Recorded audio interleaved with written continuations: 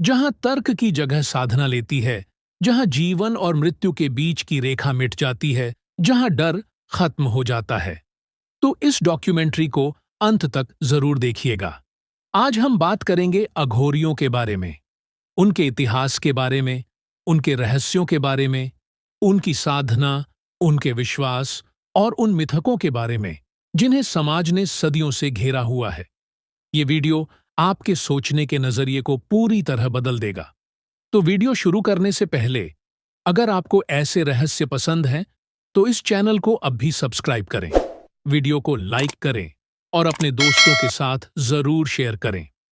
अब तैयार हो जाइए अघोरियों की दुनिया में कदम रखने के लिए। क्या आपने कभी सोचा है कि मृत्यु के बाद क्या होता है? क्या जीवन वहीं खत्म हो जाता है जहां सांस रुकती है, या फिर वह शुरू होता है किसी दूसरी दुनिया में, किसी ऐसे लोक में जहां जाने की कल्पना मात्र से रूह कांप उठे? इस प्रश्न का उत्तर खोजते हुए जब इंसान अपने जीवन के सबसे गहरे, सबसे अंधेरे कोनों में उतरता है, तब वह एक ऐसे रास्ते पर कदम रखता है जहां से लौटना आसान नहीं होता। यही रास्ता है अघोर का। अघोर यानी वह अवस्था जहां घृणा नहीं होती, डर नहीं होता, मोह नहीं होता और जहां मृत्यु ही गुरु होती है। अघोरी वो साधु जो श्मशान में बैठकर साधना करते हैं, जो मृत शरीर के ऊपर ध्यान लगाते हैं, जो मानव खोपड़ियों से हवन करते हैं और जिनके लिए जीवन और मृत्यु के बीच कोई अंतर नहीं होता।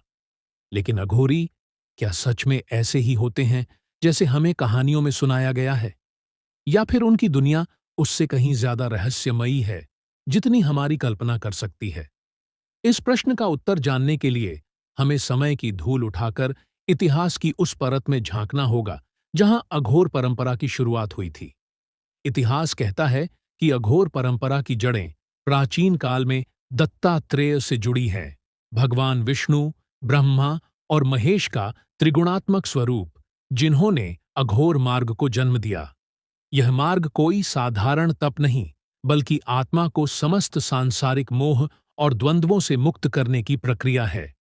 अघोर पंथ के पहले झात गुरु माने जाते हैं बाबा कीनाराम, जिनका जन्म 17वीं सदी में हुआ और जिन्होंने वाराणसी के पास क्रियकुंड को अघोरी साधना का केंद्र बनाया।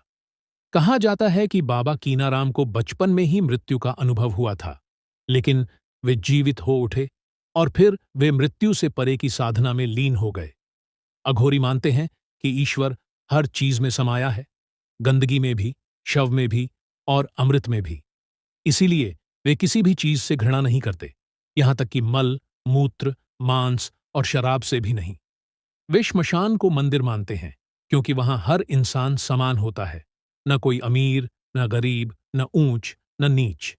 वहां सिर्फ राख होती है और वही राख उनके शरीर की पोशाक होती है। अघोरी साधना में कई स्तर होते हैं। प्रथम स्तर पर साधक को अपने सभी सामाजिक नियमों को तोड़ना होता है। दूसरा स्तर है डर पर विजय और अंतिम स्तर मुक्ति का द्वार। लेकिन इस रास्ते पर चलना हर किसी के लिए नहीं होता, क्योंकि यह रास्ता आपको पहले तोड़ता है, फिर बिखेरता है और फिर बनाता है। अघोरी अपने गुरु की आज्ञा पर मृत शरीर के साथ ध्यान लगाते हैं। कभी शव को गोद में रखकर ध्यान करते हैं, तो कभी शव को जलते हुए चिता से बाहर निकालकर उसकी राख से खुद को ढकते हैं। यह सुनकर शायद आपको लगे कि ये पागलपन है, लेकिन उनके लिए यह साधना का मार्ग है, जहां हर भय का सामना करना होता है। वे शव से भोजन बना सकते हैं, शराब को चिता की आग में पका सकते हैं और खोपड़ी को प्याले की तरह इस्तेमाल कर सकते हैं। क्यों? क्योंकि उनके लिए यह सब मोह माया है और मोह माया से मुक्ति ही अघोर का सार है। कई लोग कहते हैं कि अघोरी काले जादू का प्रयोग करते हैं। कुछ कहते हैं वे अमृतत्व की खोज में लगे हैं, तो कुछ कहते हैं वे देवताओं से बात कर सकते हैं। लेकिन सच यह है कि अघोरी विज्ञान और अध्यात्म के ऐसे स्तर पर पहुंच चुके होते हैं जहां हमारी सामान्य बुद्धि काम नहीं करती। अघोरी साधना में 5 प्रमुख तत्वों पर नियंत्रण पाया जाता है: भूत, प्रेत, पिशाच, रुद्र और शिव। इनका अर्थ यह नहीं कि अघोरी भूतों से बात करते हैं, बल्कि ये संकेत हैं उन मानसिक अवस्थाओं के जो साधना में आती हैं। उनका शरीर भले ही राख से ढंका हो, आंखें लाल हों, बाल बिखरे हों, पर मन पूर्णतः शांत होता है। एक अघोरी को देखकर समाज डरता है, लेकिन एक अघोरी को अपने अंदर झांकने वाला आईना बनाना चाहिए, क्योंकि वे हमें वो दिखाते हैं जो हम खुद में नहीं देखना चाहते। मृत्यु, घृणा, मोह, लोभ और भय। उनकी साधना हमें सिखाती है कि हम भी उसी रेखा पर खड़े हैं जहां वे हैं, बस हमारी आंखें बंद हैं। अघोरी आत्मा को शरीर से ऊपर उठाने का प्रयत्न करते हैं, और इसके लिए वे वह सब कुछ करते हैं जिसे समाज निषिद्ध मानता है। इस समाज की सीमाओं को तोड़ना ही उनका मार्ग है। क्या आपने कभी सोचा है कि जो इंसान खुद को श्मशान में ले जाकर बैठा सकता है, वह इंसान जीवन में किस बात से डरेगा? कोई नहीं। यही वजह है कि अघोरी आत्मा की सबसे ऊंची स्थिति अघोर अवस्था को प्राप्त करने की यात्रा में है। उनकी यह यात्रा सिर्फ अपने लिए नहीं, बल्कि पूरे समाज के लिए होती है। कई बार वे समाधि में चले जाते हैं, कई बार वे किसी गांव के बाहर बैठे मिलते हैं, और कभी-कभी तो वे ऐसे रहस्यमय शब्दों में बात करते हैं जिनका अर्थ सिर्फ वही जानते हैं। उनके पास समय नहीं होता, न दिन होता है, न रात। उनके पास होता है बस एक उद्देश्य, परम सत्य की प्राप्ति। क्या आपने कभी सोचा है कि वो कौन सी शक्ति है जो किसी इंसान को उसके घर परिवार, समाज, धर्म और सभी सामाजिक नियमों को त्यागने पर मजबूर कर देती है? कौन सा ऐसा बुलावा है जो उसे खींच कर ले जाता है श्मशान के बीचों बीच, जहां हर रात सन्नाटा सांसें लेता है और राख उड़ती है हवा में? यह कोई साधारण लालसा नहीं, बल्कि एक दिव्य पुकार होती है, आत्मा की, परम के साथ मिलन की। अघोरी उसी पुकार का उत्तर होते हैं। उनका जन्म कोई संयोग नहीं होता, वे चुनकर भेजे जाते हैं। हर युग में जब जब मानव समाज अपने अस्तित्व को लेकर भ्रमित हुआ है, जब अंधविश्वास और धर्म के नाम पर छल हुआ है, तब तब अघोरी प्रकट हुए हैं, और उन्होंने मानव को उसकी सबसे मूल, नग्न और कच्ची सच्चाई से मिलवाया है। अघोर कोई पंथ नहीं, कोई संस्था नहीं। यह एक मानसिक अवस्था है, एक ऐसा स्तर जहां इंसान अपने अंदर के सबसे गहरे डर, वासनाओं और कमजोरियों को नष्ट कर देता है। लेकिन इस अवस्था तक पहुंचने की राह कांटों से भरी होती है। अघोरी बनने की प्रक्रिया शुरू होती है गुरु की कृपा से। एक सामान्य साधक को पहले हर सांसारिक बंधन से खुद को मुक्त करना होता है। न परिवार, न दोस्त, न नाम, न धर्म। अघोरी के लिए जाति, वर्ण और धर्म की कोई पहचान नहीं होती। वह सिर्फ तत्व में विश्वास करता है, पंच तत्व में। पृथ्वी, जल, अग्नि, वायु और आकाश। और इन तत्वों की पूजा वह श्मशान में करता है, क्योंकि वहीं पर ये तत्व एक हो जाते हैं। किसी शव को जब जलाया जाता है, तब वह पंच तत्व में विलीन होता है, और वहीं अघोरी ध्यान लगाते हैं, क्योंकि उन्हें उसी प्रक्रिया से खुद को गुजारना होता है। वे प्रतीक रूप में अपने अहम को जलाते हैं, अपनी वासनाओं को राख में बदलते हैं और अपने स्व को पंचतत्व में विलीन करते हैं। अघोरी साधना का प्रारंभ होता है शव साधना से, यानी मृत शरीर के साथ साधना। सुनकर असहज लगता है, लेकिन इसके पीछे की भावना गहरी है। अघोरी शव को भगवान शिव का स्वरूप मानते हैं। उनके लिए शव कोई निर्जीव शरीर नहीं, बल्कि ब्रह्म का प्रतीक होता है, जो शिव से शव बना है। इस शव के साथ वे घंटों ध्यान करते हैं, कभी उसके माथे पर भस्म लगाकर, कभी उसके मुंह से माला निकालकर, कभी उसकी आंखों में देखते हुए। इस साधना का उद्देश्य है मृत्यु के डर को मिटाना, जो इस संसार का सबसे बड़ा भय है। अघोरी मानते हैं कि जब तक मृत्यु का भय है, तब तक जीवन में सच्ची साधना नहीं हो सकती। लेकिन शव के पास बैठना, उसकी गंध सहना, उसका स्पर्श करना, ये सब मानसिक रूप से एक आम इंसान के लिए संभव नहीं। पर अघोरी इसे करते हैं, बार बार, लगातार, जब तक उनका मन, उनकी चेतना, उनकी आत्मा मृत्यु से परिचित न हो जाए। और जब मृत्यु मित्र बन जाए, तभी अघोरी बनता है। अघोरी की वाणी में जब मंत्र फूटते हैं, तो वह कोई पाठ नहीं पढ़ता, वह ब्रह्म की भाषा बोलता है। उसके मंत्रों में गूंज होती है तांत्रिक ऊर्जा की। उसकी दृष्टि में धधकती है चेतना की ज्वाला, और उसका मौन भी एक साधना होती है। वह अकेले बैठा दिखेगा, लेकिन उसके चारों ओर अदृश्य शक्तियां मंडरा रही होती हैं, क्योंकि अघोरी न सिर्फ आत्मा की, बल्कि ऊर्जा की भी साधना करता है। कहते हैं कि कुछ अघोरी इतने शक्तिशाली हो जाते हैं कि वे अपने मन से बारिश रोक सकते हैं, अग्नि को थाम सकते हैं और मृत आत्माओं से संवाद कर सकते हैं। लेकिन क्या ये सिर्फ कहानियां हैं या फिर इसके पीछे कोई वैज्ञानिक या आध्यात्मिक सत्य छिपा है?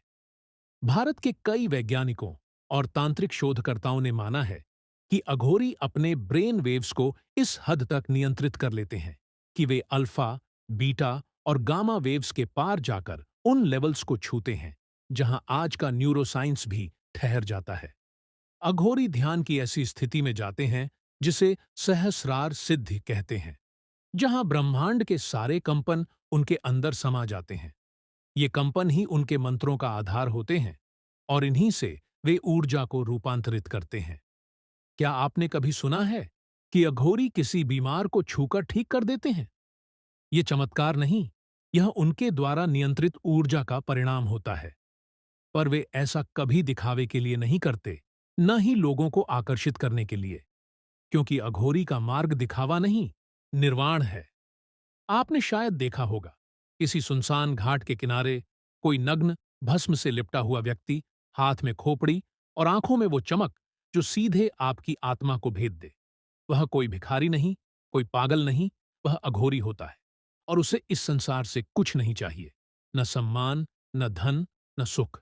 उसका उद्देश्य केवल एक होता है, उस सत्य की खोज जो जीवन और मृत्यु दोनों के परे है। लेकिन समाज ऐसे व्यक्ति को स्वीकार नहीं करता। जब कोई व्यक्ति मंदिर में पूजा करे तो उसे श्रद्धालु कहते हैं, पर वही व्यक्ति श्मशान में साधना करे तो उसे पागल कहा जाता है। यह विरोधाभास ही अघोरी के मार्ग की सबसे बड़ी अग्निपरीक्षा होती है। वह दुनिया की घृणा सहता है, तिरस्कार झेलता है, लेकिन फिर भी रुकता नहीं, क्योंकि उसे समाज की स्वीकृति नहीं, ब्रह्म की कृपा चाहिए। अघोरी के लिए हर स्त्री मां काली का स्वरूप होती है। वह स्त्री को कभी वासना की दृष्टि से नहीं देखता, बल्कि उसमें ब्रह्मांड की ऊर्जा को देखता है। उसकी साधना में कभी-कभी शक्ति साधना भी होती है, जिसमें वह मां काली के विभिन्न स्वरूपों का आह्वान करता है। वह चंडी भी बनती है, अन्नपूर्णा भी और तारा भी। अघोरी के लिए मां ही सृष्टि है और मां ही विनाश। लेकिन ध्यान रहे, यह साधना वासना नहीं, बल्कि आत्मा की पूर्णता के लिए की जाती है। अघोरी मानते हैं कि जब तक स्त्री और पुरुष ऊर्जा का संतुलन नहीं होता, तब तक ब्रह्मांड का सत्य नहीं जाना जा सकता। यही कारण है कि कुछ अघोरी काम साधना भी करते हैं, लेकिन उसका उद्देश्य केवल ऊर्जा का जागरण होता है, न कि भौतिक सुख। अब बात करते हैं उनके अति रहस्यमयी व्यवहार की, जैसे खोपड़ी में भोजन करना, शव की राख से स्नान करना, यहां तक कि कुछ मामलों में मानव मांस का सेवन करना। यह सब प्रतीकात्मक है। खोपड़ी में भोजन करना इस बात का प्रतीक है कि जीवन और मृत्यु में कोई भेद नहीं है। वह खोपड़ी को पूजा का पात्र मानते हैं, क्योंकि यह वही खोपड़ी है जिसने कभी मैं कहा था, कभी प्रेम किया था, घृणा की थी, ईर्ष्या की थी, और अब वही खोपड़ी मौन है। यही मौन अघोरी की साधना है। शव की राख लगाना बताता है कि यह शरीर भी एक दिन राख हो जाएगा, फिर अभिमान कैसा। और जहां तक मांसाहार की बात है, अघोरी उसे प्रसाद की तरह ग्रहण करते हैं।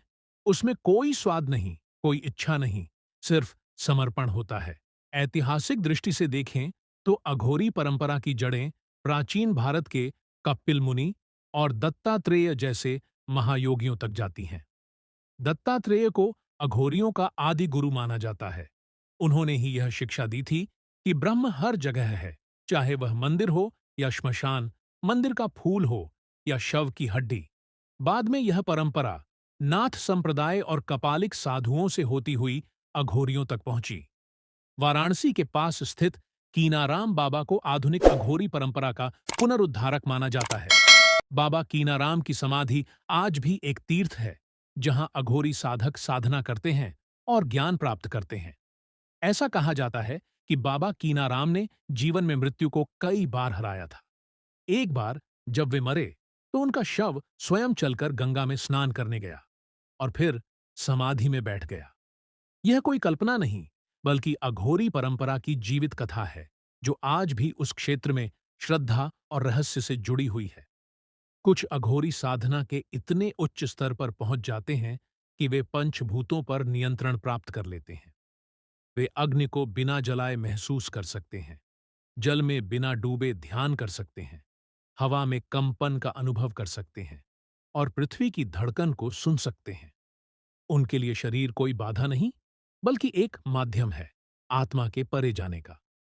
अघोरी अपने शरीर को छोड़ने से नहीं डरते, बल्कि उसे एक यंत्र की तरह प्रयोग करते हैं, कभी ध्यान के लिए, कभी तंत्र के लिए। वे शरीर के हर भाग को उसकी ऊर्जा के रूप में समझते हैं और इसी कारण वे कभी बाल नहीं कटवाते, कभी शरीर ढकते नहीं और कभी झूठ नहीं बोलते, क्योंकि उनका उद्देश्य है पूर्णता। अघोरी समाज में रहते हुए भी उससे अलग होते हैं। वे गांवों के किनारे, शहरों के बाहर और सबसे अधिक श्मशानों में पाए जाते हैं। कई बार वे अचानक प्रकट होते हैं, कोई भविष्यवाणी करते हैं, किसी बीमार को ठीक करते हैं और फिर गायब हो जाते हैं। उनके बारे में कहा जाता है कि जब वे गायब होते हैं तो वास्तव में वे दूसरे लोक में चले जाते हैं, जहां आत्माएं निवास करती हैं, जहां देवता निवास करते हैं, जहां केवल अघोरी की चेतना पहुंच सकती है। कल्पना कीजिए, एक काली रात, अमावस्या की रात, जब चांद भी आकाश से लुप्त हो चुका है, हवाएं रुक चुकी हैं और गंगा की लहरें भी शांति ओढ़ चुकी हैं। चारों ओर सिर्फ एक जगह से भयानक मंत्रों की गूंज सुनाई दे रही है। एयूएम काल भैरवाय नमः, एयूएम अघोर अघोर अघोर। और बीच श्मशान में, जलते शवों के बीच, एक साधक ध्यान की उस स्थिति में बैठा है जहां न शरीर है, न मन। वह है एक अघोरी। लेकिन यह कोई सामान्य साधना नहीं, यह है भैरवी क्रिया, अघोरियों की सबसे रहस्यमयी, सबसे शक्तिशाली और सबसे खतरनाक साधना। भैरवी क्रिया में अघोरी मृत्यु की देवी भैरवी का आह्वान करता है, जो मां काली का ही एक रूप है, परंतु अत्यंत उग्र और भयावह। इस क्रिया के दौरान साधक को शव के ऊपर बैठकर ध्यान लगाना होता है, न हिलना, न डोलना, न भय खाना। इस साधना में कई बार शव बोलते हैं, आंखें खोलते हैं और कई बार साधक को अपने ही पिछले जन्मों की स्मृतियां दिखाई देती हैं। यह साधना मृत्यु की गहराई को पार करने की परीक्षा होती है। अब बात करते हैं भस्म योग की। अघोरी के शरीर पर जो राख लिपटी होती है, वह सिर्फ श्मशान की मिट्टी नहीं होती, वह समाधि है, वह तर्पण है, वह आत्मसमर्पण है। अघोरी उस राख को अपने पूरे शरीर पर इस विश्वास से लगाता है कि अब मैं शरीर नहीं, मैं आत्मा हूं। कई बार वह राख उस शव की होती है जिसकी आत्मा को मुक्त किया गया हो। यह राख उनके लिए ऊर्जा का स्रोत बनती है। विज्ञान की दृष्टि से देखें तो राख में कार्बन, फास्फोरस और ऐसे कई तत्व होते हैं जो त्वचा की ग्रंथियों को प्रभावित करते हैं। लेकिन अघोरी इसके परे जाकर इसे आध्यात्मिक शक्ति मानते हैं। क्या आपने कभी सुना है प्रेत साधना? यह साधना इतनी रहस्यमयी होती है कि आज भी भारत सरकार ने कुछ क्षेत्रों को प्रतिबंधित कर रखा है, जहां अघोरी इन क्रियाओं को करते हैं। इसमें अघोरी किसी आत्मा का आह्वान करता है, पर उद्देश्य तामसिक नहीं होता। वह आत्मा से प्रश्न करता है, ब्रह्मांड के गुप्त रहस्यों को जानता है और कई बार उसका उपयोग कर भविष्यवाणी भी करता है। इसके लिए वह रात भर किसी विशेष शव के पास बैठा रहता है और मंत्रों से आत्मा को जगाता है। कई बार उस आत्मा को शांत करने के लिए वह उसे अभिषेक देता है, यानी कपाल से जल चढ़ाता है, खोपड़ी में गंगा जल भरता है और अग्नि की लौ से उसकी विदाई करता है। ऐसा भी माना जाता है कि अघोरी कभी-कभी भैरव सिद्धि प्राप्त करने के लिए कपाल क्रिया करते हैं, जिसमें वह किसी प्राचीन संत, योगी या मृत महापुरुष की खोपड़ी को तांत्रिक ऊर्जा का माध्यम बनाकर उसमें मंत्र शक्तियां भरते हैं। इस खोपड़ी को वे साथ रखते हैं और कहते हैं कि वही उन्हें चेतावनी देती है, मार्गदर्शन करती है और कभी-कभी तो भविष्य भी बताती है। यह कोई कल्पना नहीं। राजस्थान, बनारस और पश्चिम बंगाल के अघोर तांत्रिक आज भी ऐसे कई कपालों की साधना करते हैं। और अब बात करते हैं काल भैरव की, वह शक्ति जो अघोरियों की आराध्य है, वह देवता जो शिव के रौद्र रूप हैं। काल भैरव वह हैं जो काल को भी निगल जाते हैं। अघोरी उन्हें अपना पिता, संरक्षक और गुरु मानते हैं। काल भैरव की पूजा के बिना कोई अघोरी साधना पूर्ण नहीं होती। हर अघोरी अपने पास एक काली माला रखता है और उस पर काल भैरव का 108 बार जप करता है। उसे विश्वास होता है कि यदि उसकी साधना सच्ची है तो काल भैरव स्वयं प्रकट होंगे, या स्वप्न में या ध्यान में। कहा जाता है कि काल भैरव की उपस्थिति में कोई तांत्रिक, कोई तामसिक शक्ति, कोई बुरी आत्मा टिक नहीं सकती। लेकिन इतने रहस्यों और भयानक साधनाओं के बाद भी अघोरी हृदय से करुणावान होते हैं। वे बच्चों को गोद में उठाकर खिलाते हैं, पशुओं से स्नेह करते हैं और भूखे को खाना देते हैं। उनके लिए यह संसार लीला है और वे स्वयं साक्षी। वे न तो मोह में फंसते हैं और न ही घृणा में। वे न अच्छा देखते हैं न बुरा। उनके लिए सब ब्रह्म है, सब शिव है, सब तत्व है। कल्पना कीजिए, आप गंगा के किनारे खड़े हैं। सूरज डूब चुका है, चिता की आग बुझ चुकी है, हवा में राख की महक है और दूर कहीं कोई अघोरी धीरे धीरे चलता हुआ आपकी ओर बढ़ रहा है। उसके शरीर पर भस्म लगी है, बाल बिखरे हैं और आंखों में ऐसा तेज है जिसे देख इंसान सिहर उठे। पर जैसे ही वह आपके पास आता है, आप उसकी आंखों में झांकते हैं। वहां न भय है, न हिंसा। वहां है शांति, वहां है वैराग्य, वहां है मुक्ति। यही है अघोरी का असली रहस्य। अघोरी डर नहीं फैलाते, वो मोह तोड़ते हैं। अघोरी अंधकार नहीं लाते, वो भीतर की आंखें खोलते हैं। अघोरी पागल नहीं होते, वे परम तत्व में विलीन होते हैं। इतिहास ने उन्हें गलत समझा, धर्म ने उन्हें अलग ठहराया, सामान्य जनों ने उन्हें राक्षस कहा। पर वास्तव में अघोरी वो होते हैं जो मृत्यु को जीवन की अंतिम सच्चाई मानते हैं, जो ना ही लोभ से बंधते हैं, ना ही मोह से, जो शिव को न केवल पूजते हैं बल्कि स्वयं में अनुभव करते हैं। उन्होंने समाज से अलग होकर श्मशान में शव के साथ, राख और तंत्र के साथ साधना की, न अपने लिए बल्कि उस अल्टीमेट ट्रूथ को जानने के लिए जो हमारे और ब्रह्मांड के बीच छिपा हुआ है। और अब जब आप ये रहस्य जान चुके हैं तो आप भी बदल चुके हैं। अब आप भी जान चुके हैं कि असली रहस्य शरीर नहीं, आत्मा है। मृत्यु नहीं, मुक्ति है। डर नहीं, शांति है। तो दोस्तों, अगर आपको ये रहस्य भरा सफर अच्छा लगा तो वीडियो को लाइक जरूर कीजिए, अपने दोस्तों के साथ शेयर कीजिए और चैनल को सब्सक्राइब कीजिए ताकि हम फिर मिलें एक और रहस्य के साथ, एक और सफर पर जहां होगा ज्ञान, थ्रिल, इतिहास और अद्भुत सच का मेल। मिलते हैं अगले रहस्य के साथ। तब तक के लिए AUM नमः शिवाय.